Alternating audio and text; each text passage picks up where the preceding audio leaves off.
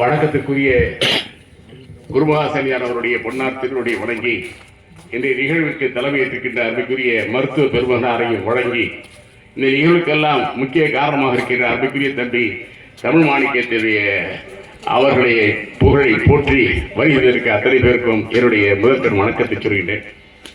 வந்திருக்கின்றவர் மிகப்பெரிய ஒரு அருந்தபசி. நமக்கெல்லாம் இப்போ அருந்த பசி. இந்த நேரத்தில் நான் ரொம்ப இக்கட்டாக வந்திருக்கிறேன். நம்முடைய தம்பி வந்து ரொம்ப சிறப்பாக எனக்கு ஒரு விருது கொடுத்துருக்காங்க. முதல்ல அதுக்கு ஒரு நன்றி சொல்லிக்கிறேன். அந்த விருது நான் என் வீட்டில் போய் மாட்டி வைப்பேன். மாட்டி வைக்கும்போது எனக்கு தினசரி காலையில் பார்த்தா அதை ஒரு கொட்டு கொட்டிகிட்டே இருக்கும். நம்மளை இந்த விருது வாங்கிறதுக்கு என்ன தகுதின்னு கேட்டால், இந்த இடத்துல குரலாலயம் அமைக்கிறதுக்கு உன்னுடைய பணி என்ன என்று அது தினத்தைக்கும் கொட்டும். அதுக்கு தான் அவர் எனக்கு நினைவுபடுத்துறது அந்த விருது கொடுத்துருக்காரு. அதுக்கு மிக்க மகிழ்ச்சி.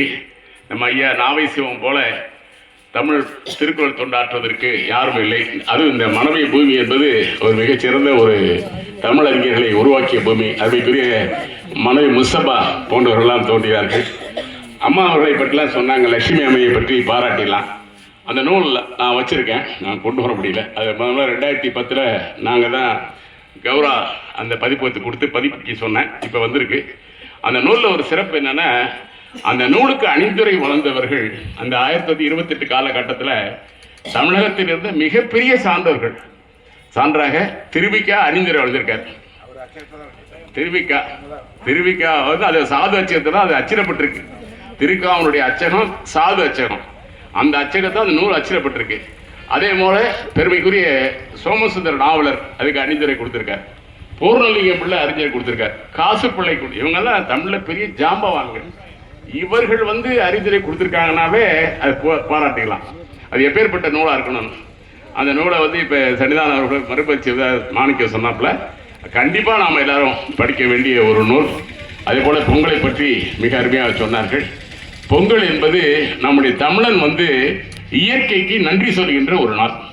உலகத்திலே எந்த இனமும் தனக்கு உணவளிக்கின்ற அந்த வேளாண்மை தொழிலுக்கு நன்றி சொல்கின்ற விழா ஒன்று கிடையாது.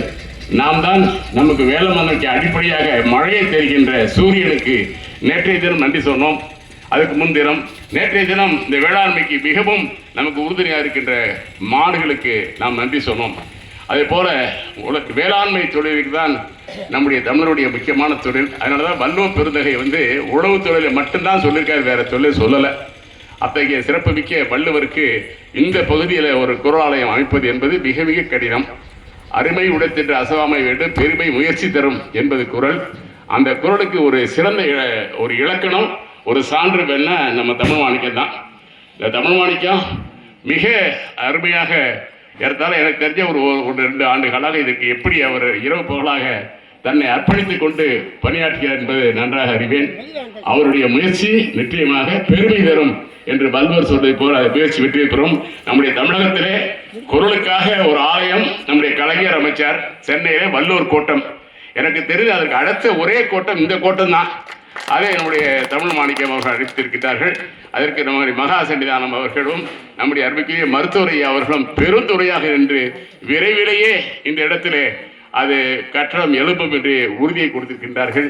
நம்முடைய அருமைக்குரிய அருட்பணி தந்தை அவர்கள் சொன்னதை போல அது சிசேரியனாக இல்லாமல் நிச்சயமாக 10 மாதத்துக்குள் இந்த பிரசவம் நடந்து சிறப்பாக நடைபெறும். நம்முடைய மகா சன்னிதானம் அவர்களுடைய ஆதீனத்துடைய சிறப்பு என்பதே அவர்கள் தமிழுக்காக வாழ்கின்ற ஒரு ஆதீனம். தமிழகத்தில் உள்ள 18 ஆதீனத்திலே நம்முடைய மகா சன்னிதானம் வழக்கறிஞராக இருப்பவர். அது எல்லாத்துக்கும் ஒரு செய்தி. வழக்கறிஞராக இருப்பவர். அவரும் வழக்கறிஞர், அவருடைய திருமணம் வழக்கறிஞர். அதனால வழக்கறிஞர் இருக்கிற காரணத்தினால இதனுடைய முக்கியத்துவத்தை நன்றாக அறிந்தவர்கள் விரைவிலே இந்த பணியை முடித்து தருவார்கள். அதற்கு எல்லாம் வல்ல இறைவனை வேண்டி எனக்கு கழித்த இந்த விருதினை பாராட்டி அதற்கு முக்கியமாக இருந்த நம்முடைய தமிழ் மாணிக்கத்தினுடைய வாழ்த்துக்களை பாராட்டி சொல்லி வாய்ப்புக்கு நன்றி கூறி விடைபெறுகிறேன். நன்றி.